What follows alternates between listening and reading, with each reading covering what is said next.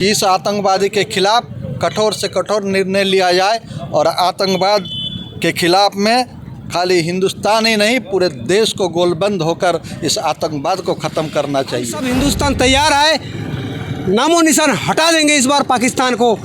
इस तरह से हम लोग संकल्प लेके दृढ़ संकल्प के साथ सभी को तोड़ने का ये लोग प्रयास कर रहे हैं, यहाँ के लोगों को भड़काने का काम कर रहे हैं। जिस प्रकार से एक रिलीजियन का नाम से एक कत्लेआम किया गया, ये कहीं ना कहीं यहाँ की जो एकता है उस एकता को तोड़ने का प्रयास कर रहे हैं। जिस तरह से आतंकी हमले के बाद लगातार तमाम भारतवर्ष में जो है उस तमाम जो लोग शहीद हुए हैं उनको श्रद्धांजलि दी जा रही है, उनको याद किया जा रहा है। हमारे साथ अभी बहुत सारे समर्थक हैं जो लगातार इस चीज़ का विरोध कर रहे हैं कि आतंकियों का इस तरह से घिनौनी हरकत करना कहाँ तक सही है।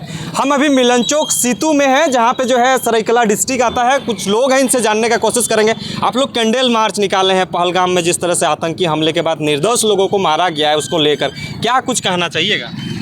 देखिए, हम लोग व्यावसायिक समिति जो है मिलन चौक, आज पूरा देश दुख मना रहा है कि इस तरह से जो कायरनामा हमला जो निर्दोष लोगों पर हुआ, ये आतंकवाद का हम लोग विरोध करते हैं और हम लोग मांग करते हैं सरकार से कि इस आतंकवादी के खिलाफ कठोर से कठोर निर्णय लिया जाए और आतंकवाद के खिलाफ में खाली हिंदुस्तान ही नहीं पूरे देश को गोलबंद होकर इस आतंकवाद को ख़त्म करना चाहिए। क्योंकि निर्दोष लोग जिसका कोई दोष नहीं था, आज एक टूरिस्ट प्लेस में इस तरह से घटना हो, इसका हम लोग कड़ी से कड़ी शब्दों में इसका निंदा करते हैं। जिस चीज़ों का आप मांग कर रहे हैं उसको लेकर तो आपके माननीय प्रधानमंत्री जी लगातार जो है स्ट्राइक करने की बात कर रहे हैं, लगातार वो आतंकवादियों को चुनौती देने का काम कर रहे हैं। फिर इस तरह का घटनाक्रम और क्या चाहते हैं आप लोग? फिर भी हम लोग चाहते हैं कि और कारगर ढंग से हो, आतंकवाद का सफाई हो जाए। जी, क्या कहिएगा? लगातार आप लोग जो है आतंकवाद के खिलाफ जो है नारेबाजी लगा रहे हैं और साथ में जो पहलगाम में जो घटनाएं घटी है, जो निर्दोष लोग मारे गए हैं, उसको लेकर आप लोग आज कैंडल मार्च शांति के लिए जो एक प्रतीक देने का काम कर रहे हैं। क्या कहिएगा? बड़े दुख के साथ आज कहना पड़ रहा है, हमारे देश भारत के जन्नत के रूप में जाने वाले जम्मू कश्मीर के पहलगाम में पाकिस्तानी आतंकवादियों द्वारा 26 लोगों का जो क्रूरतापूर्वक जान ली गई है, ये बहुत ही निंदनीय घटना है। और ये जो घटना घटी है, हमला बार बार करते आ रहे हैं जितने अंतर्राष्ट्रीय आतंकवादी, पाकिस्तानी आतंकवादी सब, ये और बर्दाश्त नहीं होगा। अब बारी आ गया है, हम सब हिंदुस्तान तैयार है, नामो निशान हटा देंगे इस बार पाकिस्तान को। इस तरह से हम लोग संकल्प लेके दृढ़ संकल्प के साथ सभी मिलन चौक व्यवसाय ग्रुप ने आज भावपूर्ण शहीदों के लिए आज भावपूर्ण श्रद्धांजलि अर्पित कैंडल मार्च निकाले हैं। क्या कहिएगा? आगे इस तरह का घटनाएं न हो, इसको लेकर सरकार से क्या कुछ बहुत गलत हुआ है, इसके लिए सरकार कड़ी से कड़ी निर्णय ले। जी, कुछ युवा भी हम उनसे जानने की कोशिश करेंगे। क्या कहिएगा? लगातार जो है पहलगाम में जो घटनाएं घटी उसके बाद लोग शोक सभा मना रहे हैं कि इस तरह से नहीं होनी चाहिए।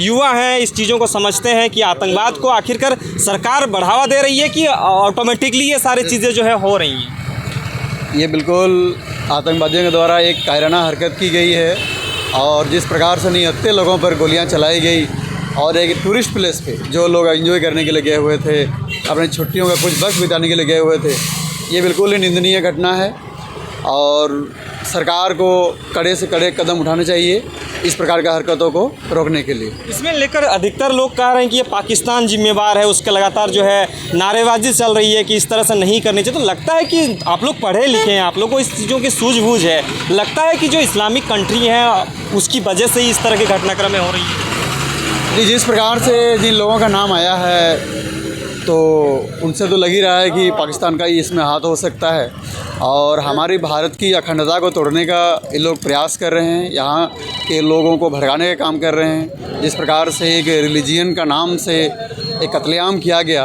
ये कहीं ना कहीं यहाँ की जो एकता है उस एकता को तोड़ने का प्रयास कर रहे हैं ताकि देश तहस नहस हो सके और फिर आपस में ही एक लड़वाने का काम करना चाह रहे हैं। एक गृह युद्ध जैसा स्थिति पनपना मतलब उत्पन्न हो जैसा सोचने लगे हैं जो आतंकवादी संगठन है। भारत सरकार बहुत सारे चुनौतियां भी देने का काम कर रही है। सिंधु की घाटी की बात करें तो वहाँ से भी जो है पानी को रोकने का काम कर रहा है। तो इस तरह से नाकेबंदी करके क्या उन लोगों को कोई जो लोग मारे गए उनको कोई साबित हो पाएगा इस चीज़ों से? कुछ अलग क्रियाकलाप नहीं, इसमें एक चीज़ तो हो सकता है, जिस प्रकार से सिंधु रिवर का जो पानी को रोका गया है, इससे पाकिस्तान एक मतलब पूरी तरह से आधा एरिया जो है उसी पर डिपेंड रहता है पानी के लिए, और अगर पानी रोक दिया जाए तो उन लोग का कई प्रकार से अर्थव्यवस्था में भी एक कमजोरी आ सकता है। जी, बहुत बहुत धन्यवाद। तमाम चीज़ों की जानकारी हम लेने का कोशिश कर रहे थे, वो अंतिम सवाल लेंगे। लगातार जिस तरह से जो है इस पहलगाम की घटना के बाद लोग ये कह रहे हैं कि बहुत सारे नेताएं जो हैं चुनौती देने का काम कर रहे हैं। जो लोग इस घटना से अपना क्षति हुई है उसको लेकर जो है कुछ नेता ये भी कह रहे हैं कि हम अपना सैलरी तक दे देंगे। झारखंड की बात करें तो स्वास्थ्य मंत्री इरफान अंसारी जी ने एक बड़ा बयान दिया है कि हम जो है 4 महीने का अपना सैलरी दे देंगे। तो इससे क्या उन तमाम लोगों को कुछ राहत मिलेगी इस सब चीज़ करके?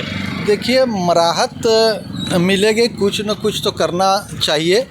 और जब हम भारतवासी हैं तो सभी लोगों का संवेदना, जाहिर बात है कि सभी लोगों का संवेदना होना चाहिए। तो ये संवेदना के तौर पर दिया जा रहा है? जी, हम तो उसी रूप में देख रहे हैं। संवेदना तो स्वाभाविक है कि देना चाहिए, सबको देना चाहिए। इसको पार्टी से ऊपर उठ के देश के लिए तो कुछ सबको आगे आना चाहिए।